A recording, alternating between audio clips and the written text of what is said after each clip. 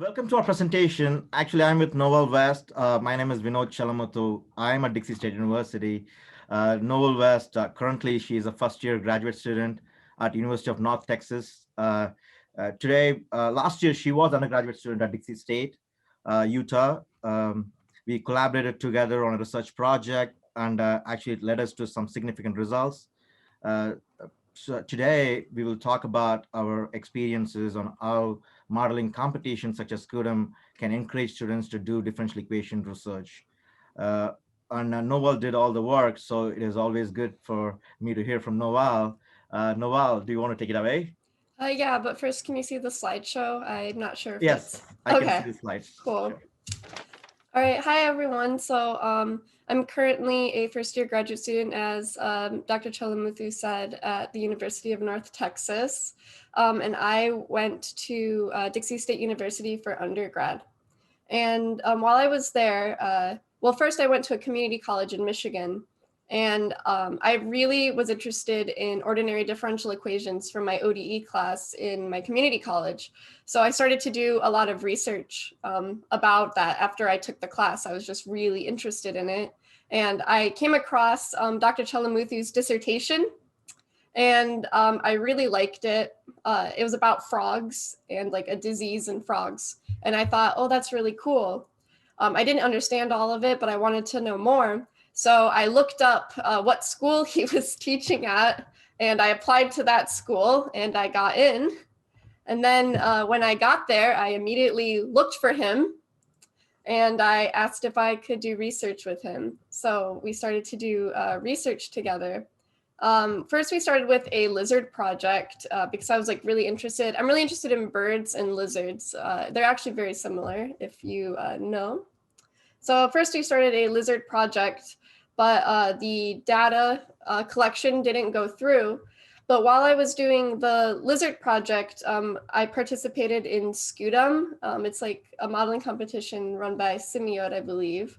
Yeah, so I was participating in SCUDM, and there I met another one of Dr. Chellamuthu's students. Her name is Jisun, and she was working on a mosquito project. I think it was with what? Can you remember the disease she was working on? It was She worked on dengue. yeah, dengue fever. Yeah, and she was telling me about it because we were on the same team. And I was really interested in that. And so when my lizard project fell through, I immediately went to Dr. Chellamuthu and I was like, hey, I really like Jisun's project. Do you have anything similar? And he was like, oh, yeah, I was thinking about starting a West Nile virus project. So I was like, oh, yeah, that sounds really interesting. So I jumped onto that. So then I went off to go look for unsolved problems in West Nile virus that we could tackle. And after a lot of research and reading biology journals, I found that we didn't have a mathematical model that included passive immunity in birds. So I went to Dr. Chellamuthu and I said, hey, there's like all this information in all these biology papers about passive immunity, but there's no mathematical model that includes it. Like all the mathematical models, they just didn't include it. And the biology journals are saying it's pretty important for West Nile virus. So I went to work creating a model that included it, which you will see here today. So yeah, I'm gonna present a little bit of our project. Oh, and also this project ended up leading to a publication in a paper. So I did have a publication while I was an undergrad. So yeah, let's get to it. So we had a mathematical model of West Nile virus. So this like talks about the motivation a bit, which is that West Nile virus is like very contagious and it's very spread across the world, and also that passive immunity was never put into a mathematical model before. So it's just a few pages about that. So anyway, I'm going to, let me turn on my annotation so I can point, because I usually can't point. Okay. So this is the infection cycle diagram. I actually drew all of this while I was an undergrad for this. Like I drew this whole thing. So basically what happens is you have a infected West Nile virus bird that comes into your community, and then your local mosquitoes, they bite the bird. So the bird will then infect the mosquito. And then the mosquito will keep flying around, looking for another bird, because one bird isn't enough. So we find another bird, a new bird that stays in your community. It doesn't fly in or fly out, just local bird. Your local mosquito, which is now infected from the outsider bird, bites the local bird. And then the local bird has West Nile virus. And then you have a cycle where all of the birds, the infected birds, infect all of your local mosquitoes, and then all your local mosquitoes infect all your local birds. And then eventually your mosquito will eventually infect humans when they bite the human. And that's basically the simplified version of how West Nile virus is transmitted. You just have this cycle which makes all of your birds and mosquitoes get infected very, very, very quickly. And then once you have enough, it becomes a higher chance that you'll get infected when you get bit by a mosquito. So, all right. So there's two different ways to treat the West Nile virus in your community. You can either use this spray, and it sprays all of the adult mosquitoes, or you can take this little larvicide is what they call it, and you just drop a bit of it into like the pool that they're using around their mating, because they'll mate in this like huge like thing. So if you drop a little bit of that larvicide in it, it ends up like killing the larvae. But our model is going to incorporate the spraying method because it was a bit cheaper to use a spraying method than the dropper method. Yeah, so we developed a model that involved 18 ordinary differential equations all interacting with each other to model West Nile virus. So this is the one for birds. Now let me get out my pointer tool again. So what we have here is you have your susceptible bird, and once it's bitten, it goes into the infected bird category. Infected birds and susceptible birds, their eggs are susceptible, meaning that they don't have the antibodies. Oh, I should probably explain what passive immunity is. Basically, passive immunity is once you get infected and then you recover, you have antibodies. And then once you have your offspring, those offspring are also have the antibodies. They're also recovered from West Nile virus. So basically, if you have a recovered bird over here, once you're infected and recovered, they have antibodies. So when they lay their egg is going to have antibodies. So then they'll have an immune bird once the bird is older. And then there's a set time when that immunity wears off and they become a susceptible bird again. So basically, you can pass down your immunity for a temporary period of time. So that's basically what the bird category is showing. So let's go. I had to click a few times. All right. So now we have the mosquitoes. So you have susceptible mosquito, and the treatment is like when we're using the spray. So you have the susceptible mosquito, and they can give birth to susceptible larvae, and susceptible larvae become susceptible mosquitoes, or they can bite an infected bird. Then that means they're exposed, but they don't have the virus yet. This is a very short period of time. I think it was like around like a day maximum. So it's just a day long, so you don't have to worry too much about that. And then you have an infected mosquito, and they give birth to infected larvae. So, and then when they mature, they become infected mosquitoes. So you can see that if you can get a lot of infection really quickly with the infected mosquitoes. All right. And then we have the human category. So if you have a susceptible mosquito, a susceptible human, and they get bit, they become exposed to the virus. Depending on your immune system from here, you have 3 different paths. If you have a really good immune system, you'll recover immediately. You won't even get sick. If you have an okay immune system, you'll get a fever and then you'll recover because we know how to treat West Nile fever. However, if you're very unlucky, you'll get neuroinvasive disease. That's when the virus basically makes your brain deteriorate a little bit at a time, a little bit at a time. You can recover from that, but you're most likely going to die from that if it happens quickly. And that's how basically all deaths from West Nile virus happen, is through neuroinvasive disease in humans. So we can look at, this is what they would look like separated. And then we have the dotted lines, which is how they all interact with each other, all the different species. So, oh, I want to get my highlighter tool. Okay. So basically you start with the infected mosquito, and it can bite a susceptible bird. That's how the birds become infected. And then the infected birds, they get bit by a susceptible mosquito, and that's how mosquitoes become infected. And then infected mosquitoes can bite a human, and that's how humans become infected. So it all works together. And each one of these circles, squares, or diamonds represents one ordinary differential equation. So in the next slide, we will see all of them. So this is all 18 of the ordinary differential equations. I'm going to just go over that to the results. So I have briefly a few results here. So this is the susceptible eggs and the immune eggs from the passive immunity. Something important to note is that the oscillations are not due to seasonality. The oscillations are due to treatments. So like how frequently we're treating something.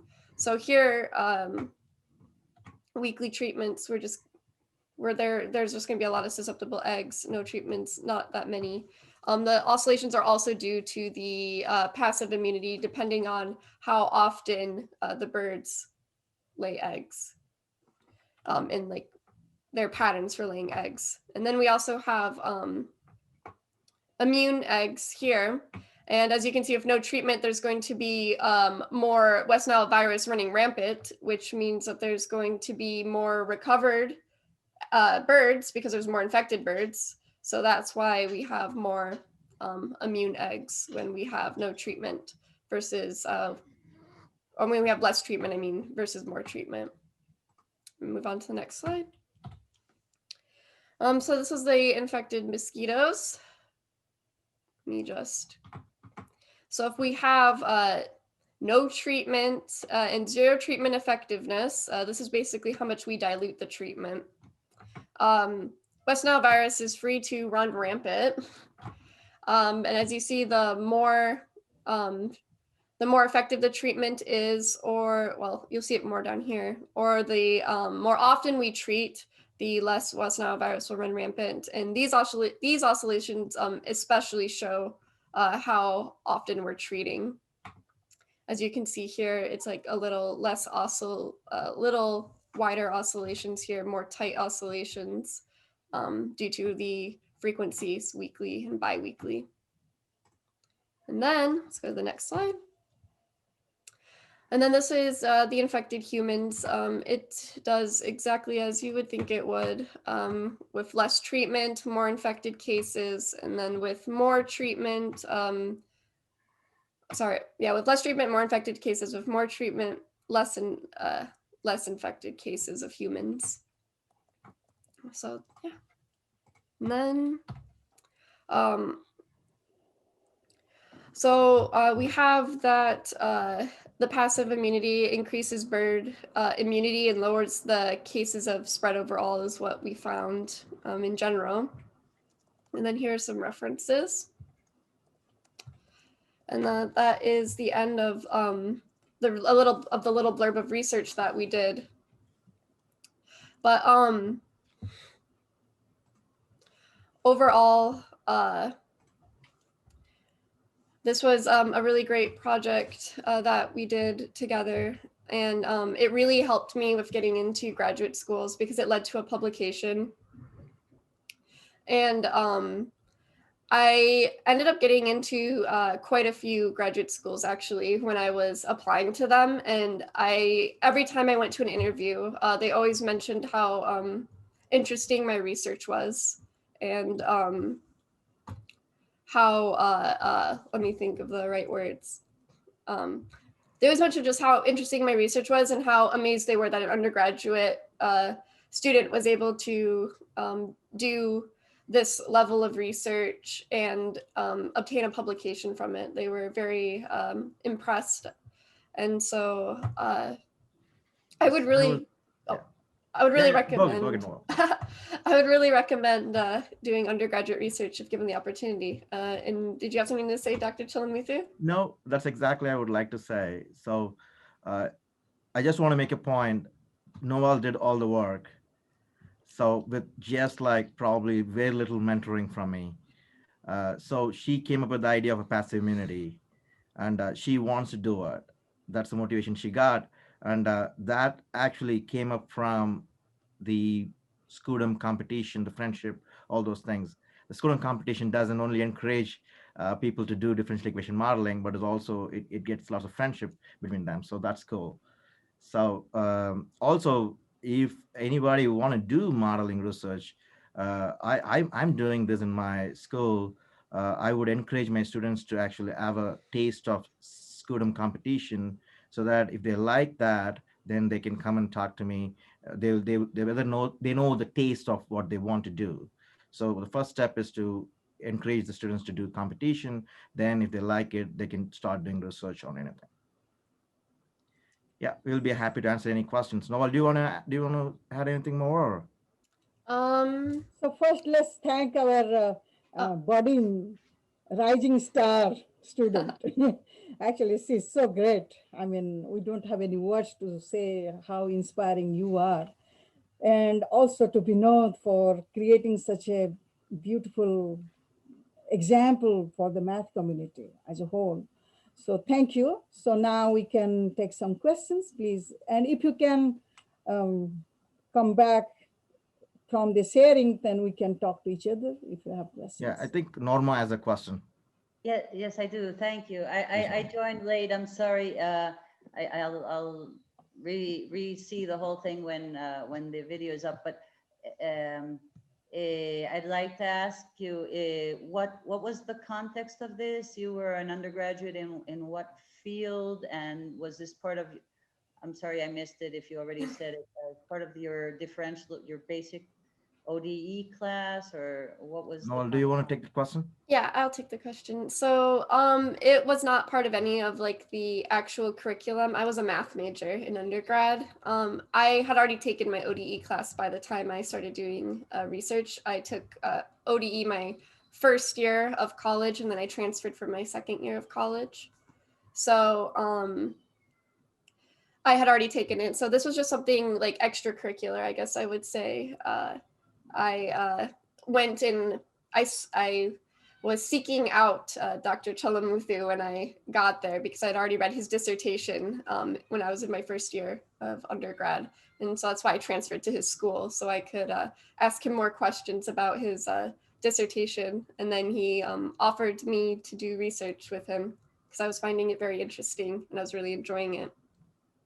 Yeah. Okay, great. And your graduate school, that what you're pursuing, your graduate pursuits are in what? Yeah. Oh, yeah. I'm a first year graduate student. I'm currently doing research in modular forms. I really found both applied and pure math very interesting. So I was able to do applied math research in undergrad. So now I'm able to do pure math research in graduate school, which makes me want to be really well-rounded in math, so I can help my future students when I'm older, because I want to be a professor too. And I promise this is the last one I have. You said you had already taken differential equations. What was your experience in that course? Was there any component of modeling going on there, or did you see it, as a more formulaic kind of experience? So my ODE class I took at a community college because I wanted to stay close to home. My first year, I was only 17 when I started college. So I remember that my professor there, he was very inspiring. Like I was really scared to take ODE actually. But he was like very encouraging. And I remember that it was very real world problem based. He made sure anything that we did, we also did a real world problem based on it. He would always, he used to make YouTube videos. I think they're still up. His name is Stephen Tuckey.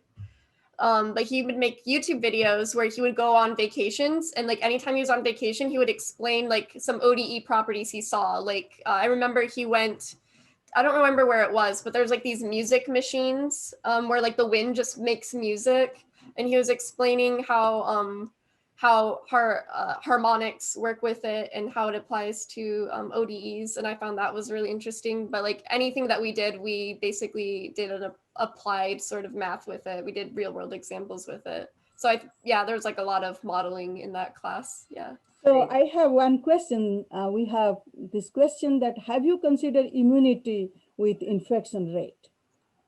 So Would what you was like the to question? This is in chat. Oh, Yeah, I just saw, have you considered immunity with infection rate? We do not know what the question is, what they mean So by. could you please explain? Yeah, please, you can switch on your microphone and. I don't have access to chat right now, just so you all know.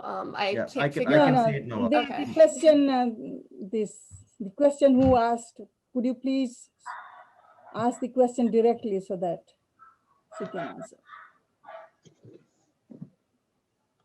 So understanding is the variable passive immunity, is that the question? Or is it the immunity within the humans? Is that right? Or we did actually vary the passive immunity rates, and we checked that. And I also posted the link in the paper, link in the chat. So you can read the entire paper if something is interesting. And also, yeah, we do not know what you mean by immunity with infection rate. I You want to add mean, anything?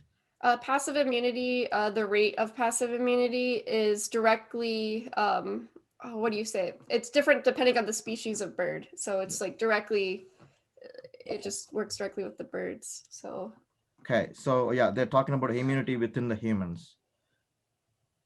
So I don't think so. It has either they recover or they die from that fever. Yeah, So, passive immunity is just for birds. birds, yeah. Yeah. Thank you for that question. That's Mhm. great. So now thank our speaker, especially Eli West, and wish a great success in your life. Okay. Yeah, I also want to say that Noelle got selected for the poster on the hill. That is very selective. Only 4 to 5 math posters are selected, and she was selected to present on that last year. That was like only 60 across the nation got selected to present at it. So yeah, very good. I was able to present to U.S. congressmen.